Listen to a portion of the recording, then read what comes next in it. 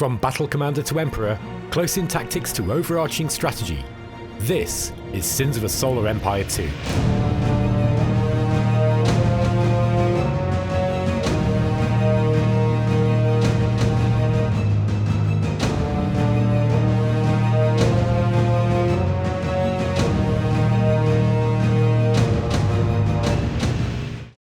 Sins of a Solar Empire 2 blends classic RTS gameplay with elements of the 4X genre in seamless fashion.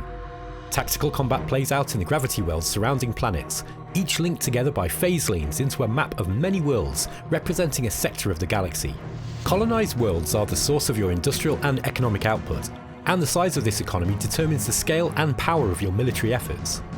Victory will require mastering the overall economic, diplomatic and territorial conditions of the war, combined with tactical ingenuity in overcoming challenges and threats when facing enemy forces in battle.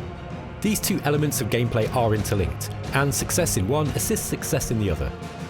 Winning tactical battles not only reduces your opponent's immediate military reach by weakening and destroying their fleets, but also exposes their worlds to raiding and invasion. This consequently affects the overall strategic threat posed by their empire as a whole, as their economic power is reduced. As you can see, victory in battle leads to economic supremacy, and economic supremacy leads to victory in battle, and so strategy and tactics are seamlessly interlinked in Sins of a Solar Empire 2. In this video, we're going to take a look at some of the strategic and tactical interactions you'll face as you play through the early, middle and late game portions of a Sins of a Solar Empire 2 game. With war about to erupt across the sector at the start of the game, time is pressing and you'll need to quickly consider your colonization options as you expand out from your homeworld. Your first strategic actions will be to scout neighbouring gravity wells, examine defending forces and the type of planet located there, and then build the fleets you need to defeat those guardians without taking too many losses. Your first choice of capital ship will determine what other forces you need to bring with you, particularly if it doesn't come with a colonization option. Larger expansion forces will defeat neutral guardians more efficiently, but fielding more than one colonization fleet will be required if you wish to expand as rapidly as your opponents do. Early game tactical battles against planetary guardian forces are often a straightforward affair, but losing too many ships while expanding may render you an appealing target for an early war by an adventurous empire. You'll need to bring just enough of the right ships along to keep your early fleets intact for defending territorial gains from opportunistic rivals, while keeping them lean enough to facilitate multiple expansion fleets. Withdrawing your forces to repair and replenish losses in the face of a losing battle can really slow down your early game expansion efforts too. Correctly balancing the size of your expanding fleets to quickly and efficiently capture territory will become an essential skill as you rise the difficulty levels or engage in competitive multiplayer games. On the strategic level, early military research choices will determine the composition of your fleets. Access to corvettes will give you an advantage over the slow-turning frigates usually found defending neutral worlds, but they can be hard countered by a cunning player fielding the right toolset, and so perhaps upgrading the power of your existing warship options might grant you more of a long-term benefit. Defensive structures will be required to dissuade raids against valuable colonies, and perhaps strike craft hangars or repair bays may better suit your needs than the basic turrets you begin the game with. There will be many civilian research options. It's usually a good idea to grab some of the early economic boosting techs, and if there are exotic worlds nearby, you'll want their respective colonization techs too. Don't ignore the minor factions either. Their tier 1 options offer a powerful boost to your early game performance. Pirate boarding crews allow the acquisition of neutral cruisers into your fleet far before you'd ever be able to construct them yourself, while colony seed nanites supercharge the economic output of a colony for a more rapid industrial lead over your rivals. Researching some early game influence generation techs will prove useful as a rule. All this while, you must scout the positions of your rivals and keep track of their strategic movements and territorial gains.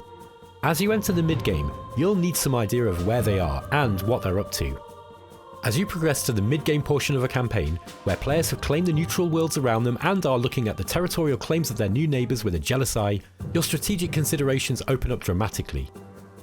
If there's an early war with an aggressive neighbour, building enough military research stations to access the mid-tier techs and gain access to your faction's specialist cruisers will be one effective way to fight them off, while upgrading shielding, armour and weaponry for all your ships can help account for a numerical disparity when measuring your capabilities against those of your rival. Advanced ship items can dramatically improve the performance of your capital ships in certain situations too. If you're playing on the defensive, researching access to star bases and their many upgrades can be a lifesaver, providing your fleets with a powerful bulwark to boost their own defensive utility. Cruisers, advanced capital ship items and other mid-game tools open up the tactical combat game dramatically. Fleets fielding many well-escorted strike craft carriers require a completely different approach to defeat than do smaller raiding forces consisting mostly of capital ships. Splitting your fleets to take advantage of flanking maneuvers, feinting retreats, and other classic fleet combat tactics will become essential tricks when faced with otherwise dire situations. Battles can be won or lost on the strategic level before two fleets ever engage, and it will be essential to keep scouting your enemy to determine the nature of the threat they're presenting at any one time. It may be that you've managed to secure yourself a ceasefire or better agreement with a neighbour. Your strategy may turn more towards building a powerful industrial economy as a consequence of this alleviated pressure. A TEC player might decide their orbital mining assets are too weak to sustain their required shipbuilding policy, and instead focus heavily on building trade stations to make up for that metal and crystal shortfall, grabbing all the resource boosting techs they can, and building a robust and adaptable trade economy in the process. Their special garrison construction technologies or access to pirate forces can substantially boost their defensive and raiding capabilities too. A similarly placed Visari player, watching the squabbling of the empires around them, may anticipate this peaceful mid-game coming to an abrupt end and prepare for it by constructing a network of phase gates to facilitate rapid and unpredictable fleet movements in times of war. Now, their options have dramatically increased.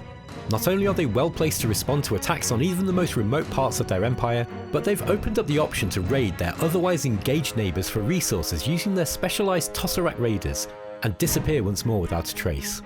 One small raiding force can cover a lot of ground with a well-placed phase gate network. Meanwhile, the Advent are playing less immediately aggressively, instead building many temples of unity while researching focus and unity ability tech upgrades. They might look small when compared to their rivals, but when they unleash their devastating sci-tech upon their foes, that size disadvantage suddenly disappears. The Advent seem to know the exact location of every enemy fleet wherever they move. Psi-armoured capital ships become indomitable in battle, and enemy colonies convert over to the Unity without a fight. The mid-game will usually see the destruction of a player or two, with their territory annexed into that of their conquerors, leaving less contenders for victory on the map and signalling the start of the late game. Now is the time to make a play for victory, utilising the very best technology your faction has to offer, and you'll need to win the game at both the strategic and tactical layers to do so. It's important to analyse the overall late game situation. How many players are left? Are there any very powerful players or alliances in the game that threaten the balance of power? Are there any dangerous endgame technologies that can dramatically swing a battle or war in play right now? Potentially game-ending threats come in many forms, and not all of them are immediately obvious. The emergence of a Titan onto the game map marks a dramatic and visible shift in a player's fleet power projection, as does the presence of a terrifying strategic weapon such as the Novolith cannon and the threat it poses to any enemy colony within its range. But no less deadly would be a very large, highly advanced and well-entrenched TEC Enclave player with a seemingly impenetrable wall of star-based defences to back up their huge and powerful fleets. Two smaller but highly advanced Visari empires, working in tandem with one another and a defeat-in-detail strategy, and hoping to topple a much larger foe through sheer manoeuvrability, could be a severe threat too, by careful dispersal of their main fleets to avoid attention, using distracting raids to draw away enemy forces, and then concentrating their forces together to win key fleet engagements. A deceptively smaller military might win the day. Meanwhile, that Advent Empire has been mostly quiet throughout the game, but really knows how to properly wield their many esoteric and game-changing ships and sci-tech tools together, could be a contender too. By unleashing a deadly Alpha Strike invasion utilising their Unity abilities, alongside swarms of strike craft, powerful capital ships, and support vessels to sweep aside all who stand in their way, the Advent have the capacity to surprise their foes with overwhelming power. As the game comes to a close, you'll need to carefully pick your own strategy and research the techs you need to pull it off. You'll likely need to take more colonies from weaker enemies to build the research stations necessary to reach those higher tiers, while ensuring you've got the right offensive and defensive tools researched and constructed to defend everything you have taken so far.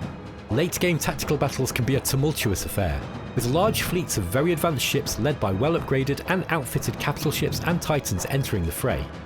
Mastering the many counters for each threat type and applying them to the battle just at the right moment will be critical for victory, but by doing so, an outnumbered force can defeat and destroy a larger but less well played enemy side and turn the tide of a war at a crucial moment. If your strategic efforts all go to plan, and you have a sound understanding of the tools you've developed during the course of your game, your victory in tactical combat to seal the win will be all but assured.